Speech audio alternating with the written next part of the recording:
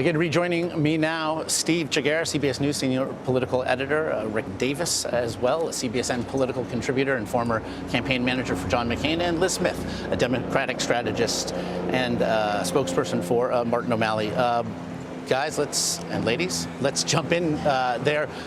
To this idea, and if nothing else, we heard from Katrina Pearson, certainly something that is on message for the Trump campaign. And Liz, I'd like your thoughts on this. The idea that a lack of perhaps traditional preparation for this debate is something of a badge of honor. Well, look, I would always take anything that advisors say before a debate with a grain of salt. We've done this before. You are always lowering expectations, so who knows how much prep they have done. I don't doubt the fact that Hillary Clinton probably has done more of the traditional prep, the mock debates, the research that goes into this. But he's someone who does need a lot more prep in terms of the substance, as you touched on with Katrina there. He's largely run a substance-free campaign where he's been all over the place on the issues. And the problem here with this is that it has been a policy-free campaign, and I ultimately think tonight will be more of like an emotional battle than a policy battle. That then, Steve, perhaps does not bode well, as we've really been making the case, certainly in weeks recent, for someone like Hillary Clinton, for whom that is an avowed policy wonk, for whom that is perhaps her greatest strength. Yeah, she needs to figure out how to make that and to take that and connect with the audience, right? To get up there and just speak in policy speak, you know, like Al Gore did in 2000, doesn't necessarily appeal to the average person who's really just trying to figure out. Katrina does have a point. They're just trying to figure out what the vision is of these candidates. What are these candidates going to do generally? The average person does not care about the nitty-gritty policy details, but they do want to know to a certain level, what is Hillary Clinton going to do differently or the same that Barack Obama, that I agree with, and what is Donald Trump going to do to fix the economy, for instance, which is the biggest issue that is constantly brought up in polls. It's the issue that's brought up in polls that they say they want to hear the candidates talk about at this debate. So they're going to be listening to those things, right? All right. Then what are we talking about? Because we talk about people don't want the nitty-gritty, but then they want answer that. If I say Donald Trump, what are you going to do differently to fix the economy? Yes. Are we just calling nitty-gritty a different thing? I think so. Yes. I think they want answers, but they don't want all the answers. Do you know what I'm saying? Like, they don't want a piece of paper that goes on for 2,000 words to explain what their tax plan is, which Al Gore was very good at doing in 2000, explaining where he was in Social Security and talking about a lockbox 7 times. It just turns people off to put it in those kinds of terms. But to be able to explain it to people at a somewhat surface level with a little bit of detail in a way that connects with the average person, that's understandable to the average voter, that's the challenge. And it's harder for somebody like Hillary Clinton, who's so steeped, I think, in the details, than it is for Donald Trump. But then Donald Trump has his own bar to meet, which is explaining a little bit deeper than scratching the surface. So, right? Rick, a lot of various bars, I suppose, then, to get over here. Also informing this, it's not simply that, to Liz's point, that this has been a policy-free campaign, or however relatively you might see that. It's that Donald Trump spent the last week attacking Hillary Clinton relentlessly for daring to step away from the trail to prepare.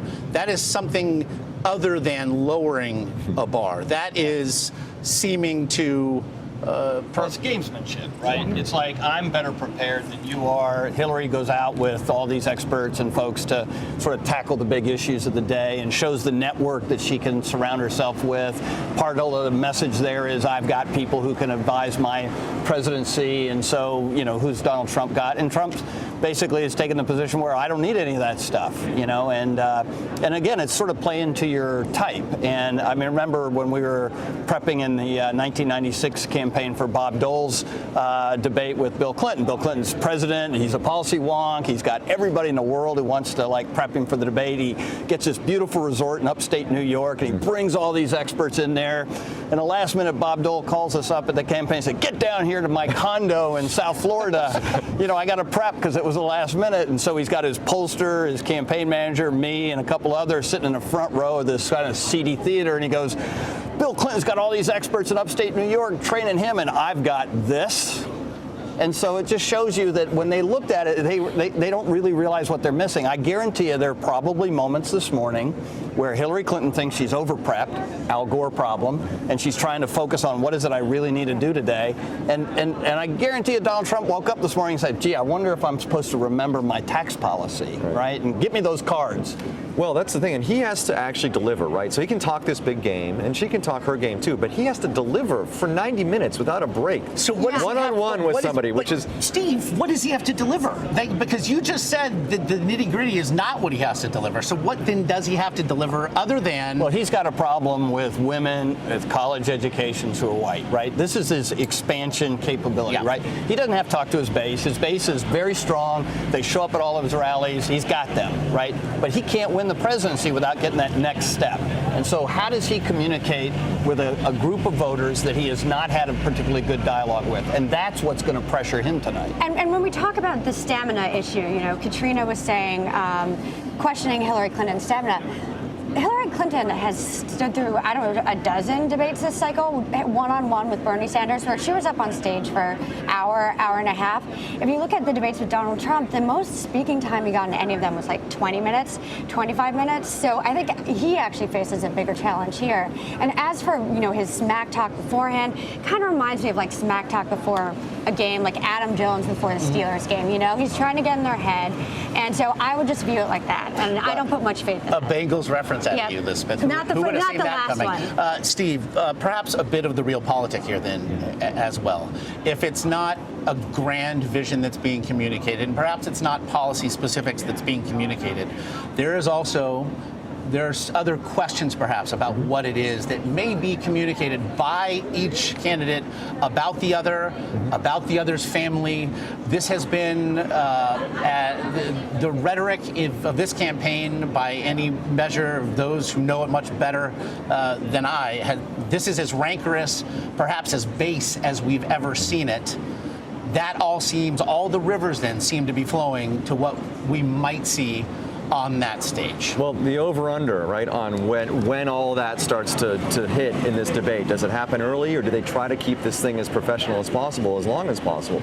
But for 90 minutes, at some point, someone's going to get under the other's skin, right? It has to happen. I mean, we're talking about, especially with Donald Trump, who has shown that he doesn't necessarily handle a criticism in a way where he can't punch back, right? So how long is that going to be? Is it going to be 20 minutes? Is it going to be 80 minutes? I don't know. I have a feeling it's going to be earlier than you think. Well, how critical does he get? Yeah. That's where the coaching comes in. That's where the prep is coming in, because you know there are people on his team saying, okay, easy on this. You know, like you can punch back, but don't do it in a way that's going to offend the 100 million people that are going to be watching. And so that's going to be one of the biggest challenges for him, is how does he respond to her when he feels he needs to respond in a way that is more aggressive than he is maybe trained to respond at this specific event. And a lot of the prep comes in, you know, on her side is how do you respond to him when he does that?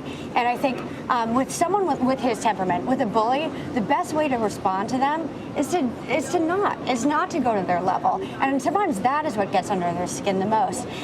So I think if the debate goes to the lowest common denominator, if it gets really ugly, that is not a good thing for Hillary Clinton. And I bet that her campaign staff right now is advising her to keep, go with the 3 C's, cool, calm, collected throughout this. She's going to work on her side eye.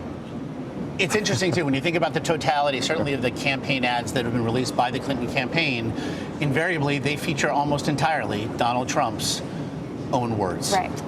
Again, Rick Davis, Liz Smith, Steve Chaggaris, you're all in it as we now just sit hours away here at Hofstra.